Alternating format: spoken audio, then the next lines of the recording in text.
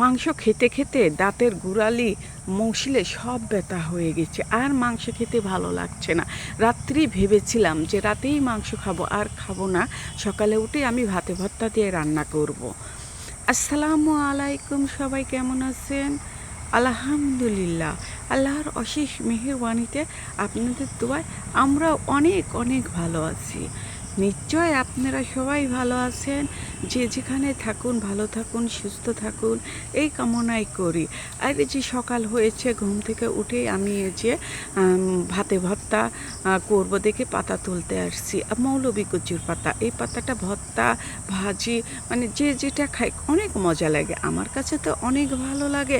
সেজন্য যে পাতাগুলো তুলে সুন্দর করে ধুয়ে নিচ্ছি অফ ক্যামেরায়। ধুয়ে এই যে ভাতটা যখন হয়নি হওয়ার মধ্যে, তখন আমি এই পাতায় যে ধোয়া পাতাগুলো আমি ভাতের মধ্যে দিয়ে দিলাম, সামান্য একটু লবণ দিয়ে আর কাঁচামরিচ দিয়ে ভাবে দিয়ে দেবো। কিছুক্ষণ পরে এই ভাতটা হয়ে যাবে।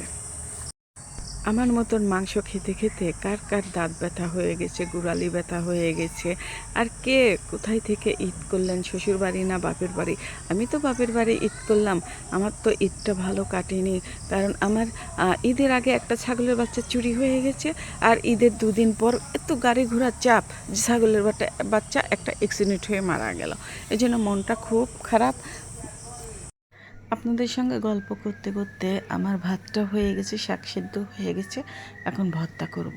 আর এই ভর্তাটা কিন্তু আমি করব না, আপনাদের ভাইয়া করবে। আর আপনাদের ভাইয়ার হাতের ভর্তা খেতে অনেক মজা লাগে। আর ও আসলে আমি ভর্তা করি, কারণ ওর ভর্তা ওর হাতের ভর্তা খেতে আমার খুব ভালো লাগে। আর ও ইচ্ছাগতভাবে ভর্তা করে, আমাকে ভর্তা করতে দেয় না।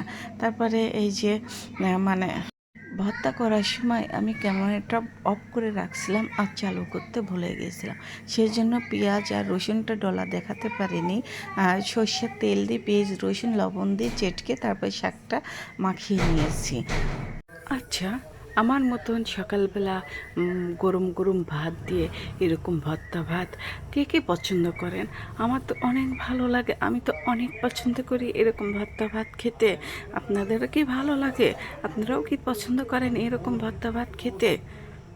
এই তো ভর্তা করা হয়ে গেছে আপনাদের ভাইয়ার, এখন খাওয়া দাওয়ার পালা। আর এই যে ভাত নিয়ে এসে মেয়েকে খাইয়ে দিলাম, তার সঙ্গে আমরাও খেয়ে নিলাম। ওকে বললাম যে তুমি নিজে হাতে খাও, তো না ও খাবে না, বলতেছে তুমি খাইয়ে দাও তারপরে খাবো। তারপরে যে খাইয়ে দিলাম, খাওয়া দাওয়া দিয়ে তারপরে যে আমরাও খেয়ে নিচ্ছি এর সঙ্গেই। আমার ভিডিওটা যদি আপনাদের কাছে ভালো লেগে থাকে, তো একটা লাইক, একটা শেয়ার, একটা কমেন্ট করে দিয়েন। সবাই ভালো থাকবেন, সুস্থ থাকবেন, আর আমাদের জন্য দোয়া করবেন। আল্লাহ হাফেজ।